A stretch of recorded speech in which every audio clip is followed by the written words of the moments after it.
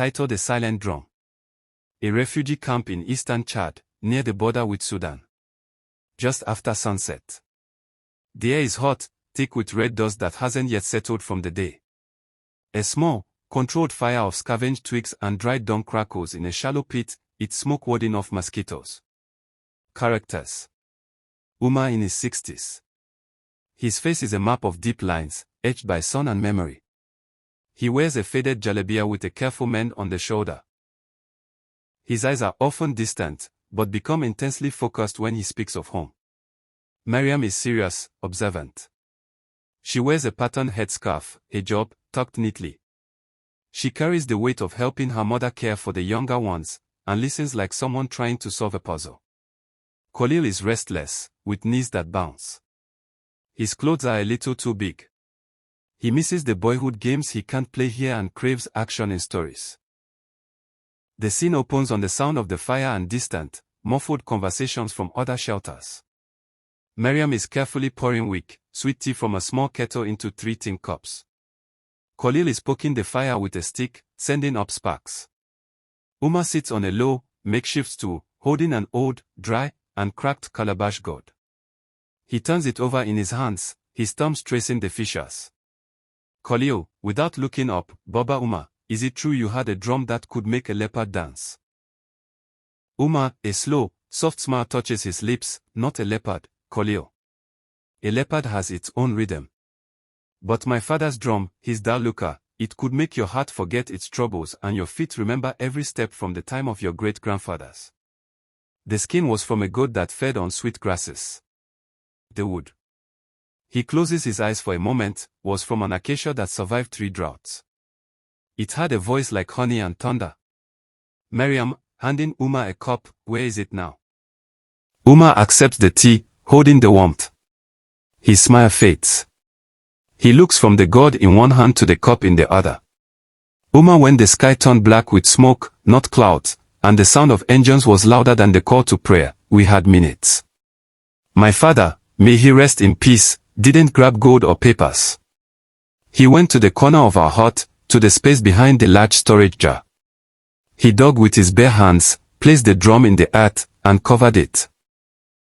He patted the dirt flat and said, some songs are too strong for angry ears. They will twist them.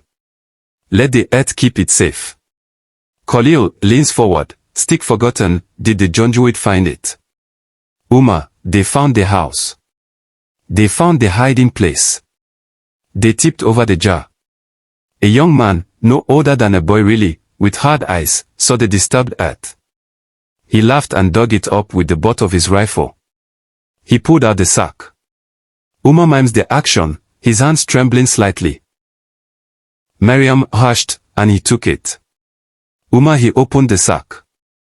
And there was nothing. No drum. Just this old, useless gourd. He lifted the calabash. The man was furious. He shouted, kicked the gourd across the room. He thought my father had tricked him, played a joke. But my father, he just looked at the gourd in the corner, and there was a peace in his face.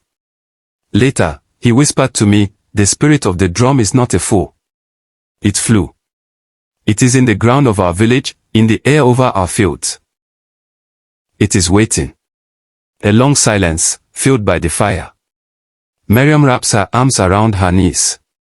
Mariam, so the music is lost to us, then. It's just back there. Umar shakes his head, gently, no, Mariam. On the journey here, 15 days walking. The sun was a hammer. Little Fatima, your sister, was burning with fever in your mother's arms. She was crying, so weak her cry was just a whisper. We had no medicine. No cool water.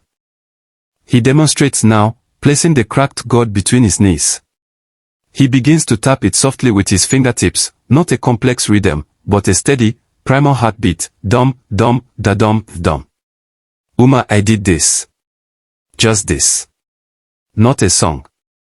Just a heartbeat. Dum, dum, da dum. Over and over. Her tiny fist unclenched. Her crying stopped. She listened. Her eyes, glassy with fever, found mine.